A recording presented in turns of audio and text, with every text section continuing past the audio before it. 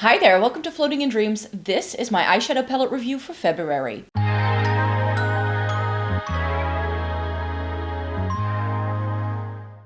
Welcome to everybody watching today. Thank you so very much for joining me. This video is going to be an overview of all of the eyeshadow palettes that I last tried in February with all of the looks and swatches like I normally do. I didn't get to try as many as I had hoped, but I'll tell you a little bit more about that in a minute. Before we get into the video, it may be good to know for people who are new here who I am and what I like doing on this channel. My name is Maaike. I live in the Netherlands. I have fair skin with a cool to neutral undertone. I've been reviewing makeup for more than a decade, and I really enjoy focusing this channel on eyeshadow palettes, Estee and Catrice, and getting the use out of my makeup. So if that's something you're interested in, then I hope you'd like to stick around. So yes, the eyeshadow palettes that I wanted to try in February were a little bit more than I normally do. I try to focus my eyeshadow palette reviews to like 5 or 6 palettes. I had 11 this month to get to, so I knew that was going to be a challenge. February is the shortest month of the year, and to be quite fair, I just wanted to make sure that this month I did have the opportunity to go back to some older palettes, because that's something I skipped doing in January, and I was like, you know what, I'm just gonna roll the 2 Gloss Gods palettes I haven't tried yet into March, because in March the plan is to try a load of K-beauty palettes. And those tend to be smaller and a little bit more curated, and like I will be able to do like 1 or 2 looks to try all of these shades in the palettes. But with some of these palettes that I have here for you, say for one, they all required multiple looks, sometimes as many as 3 or 4, in order to try out all of the shades in the palettes, because that's what I just like doing when I review eyeshadow. I don't just do 1 look and then let you know my thoughts. I want to try every single shade, which is why if you see the looks that I have done for you, sometimes things don't always go together, I feel, because I try to make an effort to make sure I can do the looks with those shades in the palette and not bring anything else in if I don't have to. So that's why these are also like the ones that I sort of like kept pushing back, because they are effects palettes. It's the Color of Rain from Gloss Gods, and I was just not feeling something like this month. I think though these shades are going to be super pretty for the spring season. And then I have the re-released Gal on the Moon, which is also like purples and blues. So I was like, you know what, I'm gonna try these for sure, but I'm gonna make it March, and I still have 9 things to talk about, which I think is plenty. And in case you weren't here over the winter season, all of these palettes I bought during the Black Friday sale, so that's sort of where we're at right now. I haven't really bought any palettes, save for the new stuff from Estee and Catrice that has come in ever since I bought these, because I knew I wanted to get to these first before I was allowed to buy any more palettes for myself. So that's why I haven't really bought any palettes since then, which I'm super chuffed with.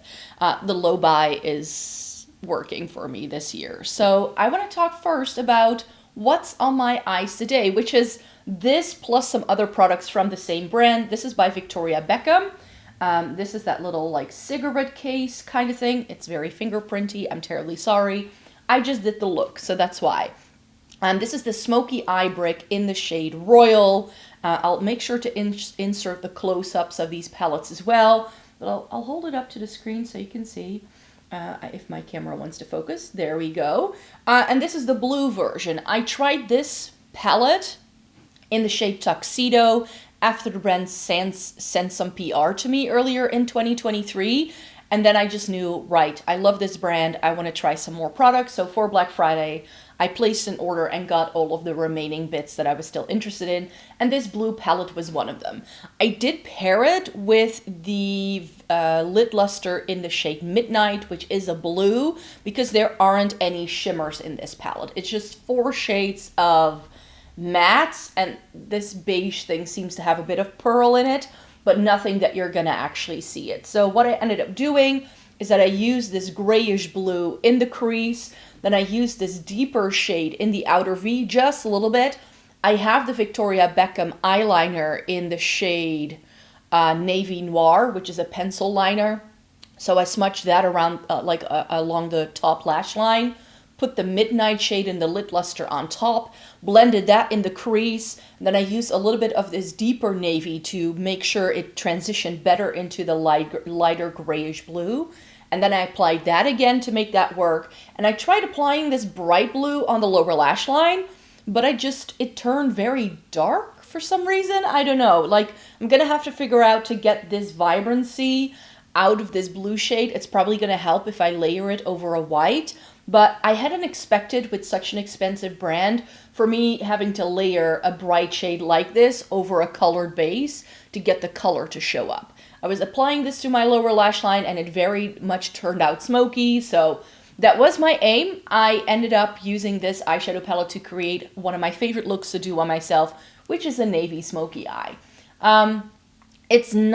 It didn't turn out the way I'd wanted to. I think I would be better off using more of this darker navy blue in the crease to really amp up the smokiness, but I still have to go out after this, and I also didn't want to make it look like I was gonna look like I was punched in the face, you know what I mean? So that's why I ended up using it the way I did, but I also just wanted to make sure I tried all the shades. The beige shade is great for blending things out and like cleaning up your brow bone area, so I didn't know that going into it. I just think the lighter grayish blue that I used in the crease is a touch too light for it to be truly smoky. So I would have preferred if some of these shades were switched around, because the deeper shade is now it's like the smallest shade we get. So I wish this brighter blue was that darker navy, or maybe I should use this in the crease next time. I definitely want to figure out how I can do like the best navy smoky eye with this palette for sure. I think I did an okay job creating this. I mean, I literally threw it on in 5 minutes. It was super easy to do. So from that perspective, I think it was okay, but I think I could have done a little bit of a better job with my eyeshadow placement to get the most out of the palette. The formula is still really pretty. However, I do feel with blues, because they are so far removed from your natural skin tone, I always find they blend a little less easier than the more neutrally shades that I had with the tuxedo. But definitely, this eyeshadow palette has some really amazing quality. It's super blendable, easy to use. It is a little bit on the powdery side though, so that has to be something you like. I think of the two I now have, I feel the tuxedo one is much more worth the money than this one is. Like, this one requires a little bit too much brain power, you could say. And then we have another small palettes. We'll just tackle those first. This is the LH Cosmetics Aim Higher eyeshadow palette. And I said when this was released that I first wanted to try another palette from the brand, the Daybreak, that I had, to see how I like the formula, because these palettes don't swatch great. Like, they don't look the best in a finger swatch, but they look beautiful when you use them with brushes, and my experience with the Aim Higher is similar to the Daybreak. This is a little bit deeper, a little bit more on a cool tone smoky side, and I feel that this palette looks very misleading in the pan because you think you're going to get a yellow.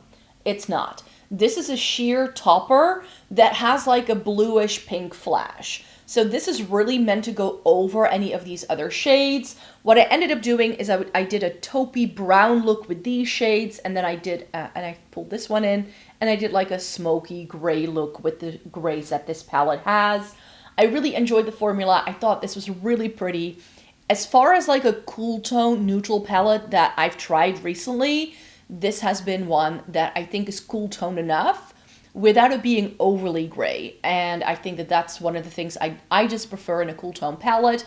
I don't mind grays, but I feel that if it's only grays, it can be a little bit flat and a little less interesting on my skin tone, because even though I prefer cool tones on myself, I do have a more neutral leaning undertone, so I can get away with both, which is why taupes tend to be my favorites. Because they very nicely bridge that gap between a cool tone and a warm tone for me, which is why I like that, because we get some really stunning taupes in here, and these two shades are just really stunning for blending things out and applying to the inner corner. So this was a very successful one. Really enjoy that one. And then we need to talk about these guys, the Viseart new palettes that were launched at the end of 2023, the Cashmere Charmeuse and the Violette Vespertine. And these are companion palettes to the Violette Étendue and the Cashmere. I own those two already, And let me tell you, before I even start talking about these palettes individually, you do not need these if you already own the other palettes. I think the Cashmere and the Violette Étendue are much better in what they have to offer than these two are. And I'll explain in a minute why. I think my favorite of the two has to be the Violette Vespertine, which I hadn't expected before I actually put this on my eyes. So this is what the palette looks like. It's like a very neutral tone version of the Violette Étendue. The Violette Étendue has those brighter pops of purple in that this is definitely lacking. However, looking at this, I felt it looked very warm toned. In the pan, in a swatch, we do get some warmer tones in here, and also these purples are a little bit dark. And that's why I still prefer those other palettes, because I found these to be like great for medium skin, probably like medium to deep, but if you have very fair skin like I do, I felt that this all looked quite samey. I ended up doing like a look with one half of the palette with both of these actually, and it worked well enough. I think the shades in here are really pretty. This has more mauve, like purpley leaning shades, which is why I like this one. I adore the Viseart formula, in case you are unfamiliar. It's one of my favorite eyeshadow formulas, so I knew I was going to like it for that reason. And I feel there are still shades in here that I would reach for this palette for, so it's definitely not like a bad thing at all. I just felt that both of these pulled quite deep on me, and I therefore felt that, especially within the shimmer department, it's just not as fun as the other two that I already owned. Can I see how I can like make my Violette Étendue a little bit more neutral with the like pairing it with this palette? For sure. I can already like envision some of the looks I'd like to do. So in a future eyeshadow palettes I want to go back to video, I definitely want to do that, where I pair them together and like mix and match the two. I haven't had a chance for that yet, but I do feel this is just a little bit bland in what it has to offer. It's very one note, and there is like one level of depth in like pretty much all of these shades, which is why like whether I use this or either one of these two, you're not really going to see much of a difference. And also within the shimmer department, it's quite mid-tone. Like it's very medium sort of deep tones. And for me, that just makes everything look the same. I need a little bit more contrast in my palettes to have them work. And I feel even more so about the Charmeuse, because the Charmeuse is even more one note than the other one is. Is it a beautiful neutral tone palette? Yes, this is very pretty. It's got some special shimmery things. Like this thing is actually a multi-chrome, which you don't see just looking at it. This one is a blue-brown shade, which it used to be very unique when palettes had that, and I just feel it isn't anymore. But it is fun that we get those more special shades in here. But the same thing here. We get 1, 2, 3, 4 mattes that are pretty much going to do the same thing on my skin tone. I'm not going to see the difference between something like this and this on my skin. Sure, there are different undertones. Some of them are a bit cooler toned. Some of them are a bit warmer toned. So that will show up, but depth-wise, it's just a little too samey, and same thing as with the Vespertine. We get quite a few like shimmering shades that are like medium to deep, and there's really only like one truly lighter shade in this entire palette. I don't love yellow tone golds. It worked quite well in here, but I have to say that I felt that as much as I love the Viseart formula, both of these palettes just feel very superfluous to me. I understand why they did them, because the Cashmere and the Violette Étendue are some of their more popular palettes. But if you already own those, this is not going to give you anything new. And also, if you already have a bunch of neutral tone palettes, I have other palettes in my collection that already do this for me. So I definitely didn't need these, but because it was new from Viseart, and because I love the original two palettes, and because so many products I could see online, it just looks so incredibly warm-toned, and I don't feel they're overly warm-toned. They are definitely more like smack in the middle neutral, with some cool tones and some warm tones thrown into the mix, like the original Cashmere and Violette Étendue also have. I just feel that the contrasting levels in the original palettes is a little bit better for my personal preferences than these two have. But you will notice that I have a lot of neutral and cooler tone leaning palettes in today's roundup. Case in point, the Colourpop Cloud 9. And this was a palette I almost forgot I got because I didn't place a massive Colourpop order like I normally do for the Black Friday sales. The only thing I got with this was this palette, so it kind of already like was forgotten about. But this is very, very beautiful. If something like a palette I will be talking about in a minute, the Natasha Denona Xenon palette, is a little too gray tone for you, try something like this because this has the lightness of something like the Xenon palette, but this does have some like taupey brown leaning things that keep it from it being too gray toned. And this shade right here is a holographic, so it has a lot more dimensional sparkle to it once you apply it to the lids than it looks like in the pan. In the pan, it just looks like a metallic silver, and I was pleasantly surprised with the way this texture went on. It wasn't super flaky, it wasn't glittery, it didn't like fall down anywhere. It looked really pretty. We get something a little bit more purple, we get some cooler toned, like grayish, taupey leaning shades. The only thing I'm like missing is like a good mid-tone. Like it's very light, so if like one of these two, or maybe this shade, because that's like a peach essentially. So if something in this corner could have been like a brown but matte to sort of tie the palette together, I would have liked it even better. This is almost too light for me, but I did really end up loving this palette and the way it applied. This is such a good everyday one where you just have all the neutral shades that you could possibly want. So yeah, I'm really glad I own this now. It is the Colourpop formula that I've known to love from these 12 pans with the larger size circle pans that I found in the Troublemaker for the first time. But I have also come across some palettes that have these larger pans, especially in the 9 pans, where I wasn't super chuffed with them. But yeah, this one I did enjoy. I like the formula well enough. I just wish it had, again, a little bit more contrast, you could say, because this just goes from super light to pretty deep straight on, and I just want something there to bridge the gap. I was mentioning it already, so I'm like, we should just talk about this one. The Natasha Denona Xenon palette. And I'm gonna say it straight away. Of the two Natasha Denona palettes that were released at the end of 2023, the I Need a Nude and the Xenon, the I Need a Nude is my personal favorite. I like this, but this is just incredibly one note, and not because the undertones don't show up. On me, the undertones show up. In the swatches, in the looks, I could see the blue popping through, I could see the purpley things coming through for sure. It's there for my skin tone.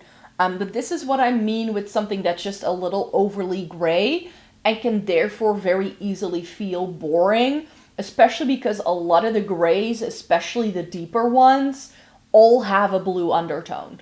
I feel because whether I use this or this, it doesn't make much of a difference to me. Like this is more true blue and this is a gray, but it also pulls blue. This also pulls quite blue tone. So I feel the undertones are more so in like the lighter shimmers we get in here. Like this one, and also like this one, which is more like a pure white. We get something different in there as well. I really appreciate, again, the Natasha Denona formula. It's one of my favorites, so that's why I really do enjoy the palette. But I just wished that these two taupes had something more to play against, because this is very light. This is more like a shimmering top coat, and again, like with the Colourpop, I just wanted something there as like a taupe transition, a brown leaning shade that can tie the whole thing together for me. If I'd had that, I would have felt a little bit more like this palette would have had a little bit more versatility for me. Were the looks I did with this really pretty? Yes. Do I love the textures we get in here? Yes. Do I love this shade, like this eyeshadow palette, as the palette with the gray tones now for myself? Also yes.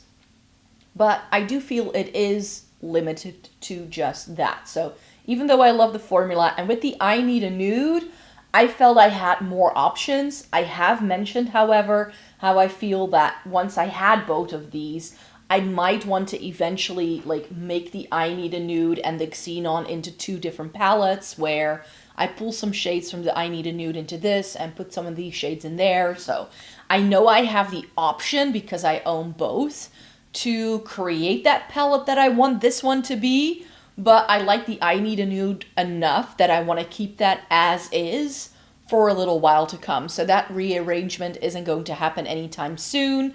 But yeah, I could very easily just use those 2 palettes together. Again, something I may want to do for an eyeshadow palette revisited, things I want to go back to kind of video, because of course I do have that. I could even like throw in some of the Viseart shades I just showed you. That could very easily already solve my one problem with the palette, which is the lack of just a nice browner toned, more neutral leaning crease shade. If it had that, instead of like if this had just a little bit more depth, the problem would have been solved for me. This is just a touch too light, and then, you know, you just have this lighter gray tone to set up any look, and I feel that's why everything feels the same, because essentially you only have one crease shade in here, and it's a gray.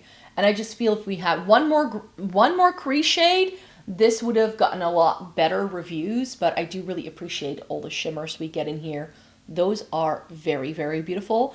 And because I have this thing against blue tone grays, and that being like the only gray we usually get in a lot of gray palettes, this is like the only like true gray palette I now have. I have the Silver Essentials from Dior, but that to me pulls purple. So for me, even the grays in there have this purpley undertone. So for like a standard gray palette, I think this is pretty good. So to sort of show you what it is I'm kind of looking for with both of those palettes, I need to show you this. This is the Gal on Jupiter from Gloss Gods. This is the one I did manage to get to. I put it in a giveaway to celebrate 10K subscribers, and this is what I would want every single cool tone palette to be. We get grays in here. We get plenty of grays in here.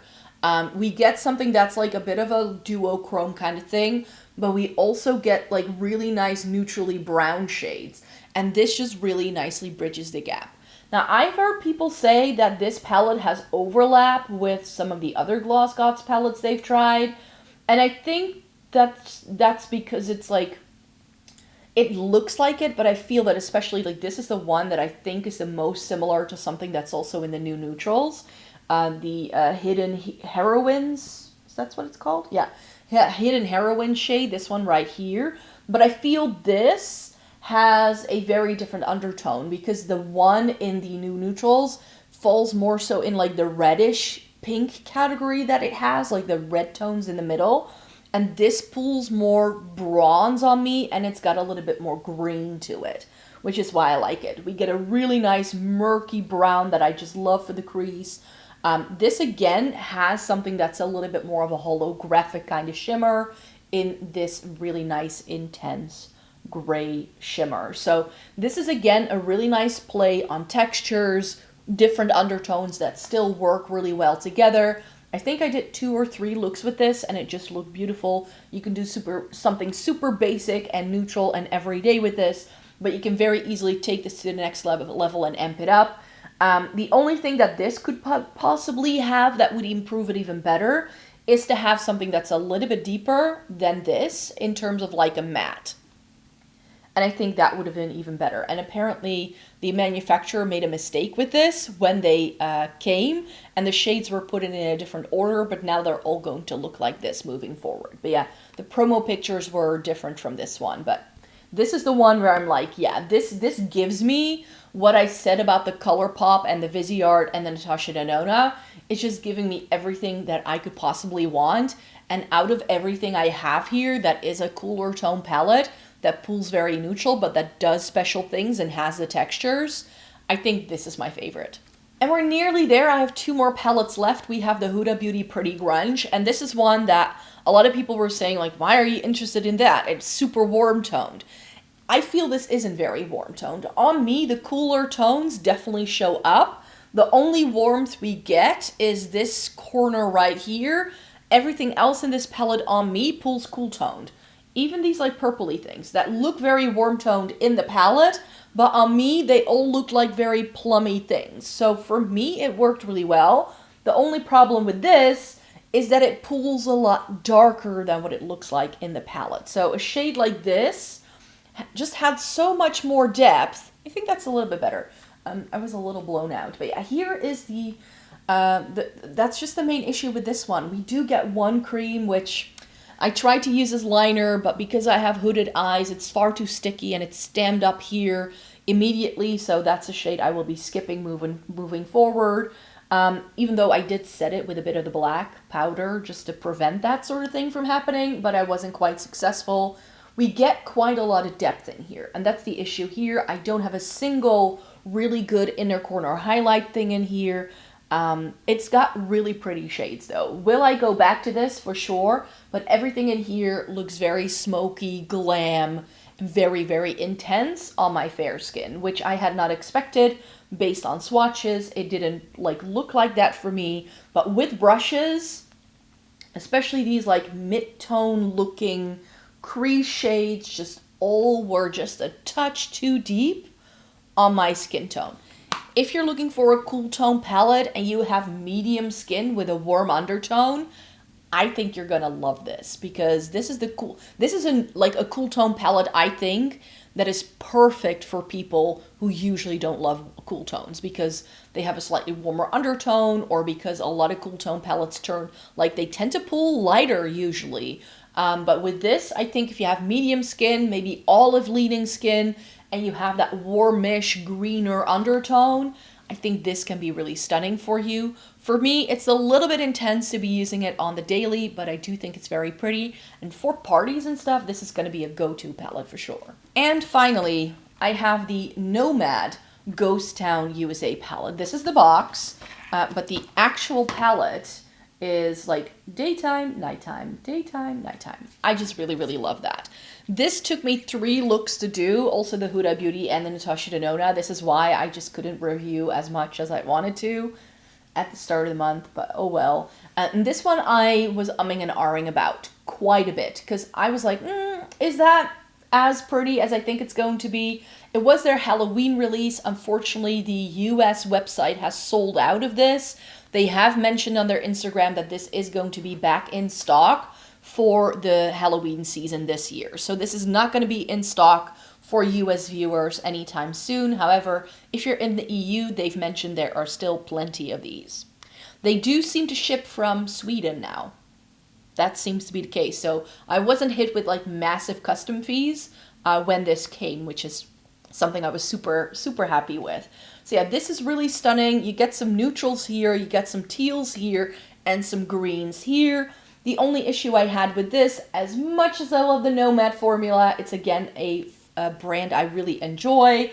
I didn't feel the undertones in this went together all that well. We get 2 very random purples, but not a single purple matte thing to tie them in. And I feel they clash a little bit too much with some of the teals and the greens and the neutrals we have in here. I think this one is really pretty though. It's a really nice smoky shade. It doesn't look like it, but it has a really nice dark base. And then these like purpley, really nice shimmers to it. It really, really is pretty, but it doesn't look, looking at the pan, that it's going to be as dark as it actually is. And similarly with some of the shades here, the mattes in the green section are very gray heavy, but the shimmers in the green section have a golden olive undertone. In my brain, they just don't go together. If these 2 greens were also, like this is more of a gold and this is more of a green, but if these had cooler undertones, this section would have worked a little bit better for me. And I thought actually before buying it that this section was going to be the issue for me, but this pulled very cool toned overall on my complexion, which it doesn't look like it in the pan, I feel. The teals were really pretty, but those can be a little bit difficult to blend. So that's why I was very careful with some of these, but I definitely would like to do like a teal smoky eye with this row here and pulling this lighter shade in as well. Another issue I had with this is that this one and also this gray, they have a really pretty shimmer to it, but the shimmer doesn't really show up unless you layer them with a finger over other things. When I was using them on brushes in the inner corner on the lower lash line, they either didn't have enough base pigment for them to really show up. They truly are layering shades, but you couldn't tell from the way they look in the pan, which with Natasha Denona, I can tell, like, oh, this is going to be a sparkly thing for on top of something. And with this, it just didn't really show up that way. Also in the inner corner, if it then has too much of a base pigment, it's not going to do the inner corner highlighting that I would like it to have. So some shades in here are a little bit deceiving, some of them in a positive way, some of them in a not so pleasant way. Is this pretty? For sure. And here comes spooky season. This together with the Haunted Europe is going to be a match made in heaven. So was I happy that I got to try this? For sure. I think this is a very pretty palette. It just doesn't quite deliver what it looks like when you like just take it at face value. You really have to use this in order to see all the undertones coming through and to see the whole thing come together. And I've had that issue with Nomad before. It was also the case for me in the Verona palette that they did for Valentine's Day last year. I had a similar thing going on where shades looked a certain way in the palette, and then I started using it and I just felt it looked differently when I applied it. And I had the same thing here. So I need to dash because I have an appointment to get to, but thank you so very much for joining this video today. Thumbs it up if you liked it, subscribe to the channel if you'd like to see more by me. I make several videos every single week on this channel, and I will be back with an eyeshadow palette review in March for sure, and then you'll see those other two Gloss Gods palettes that I couldn't get to this month. So thank you so very much for joining me, and see you in the next one. Take care. Bye-bye.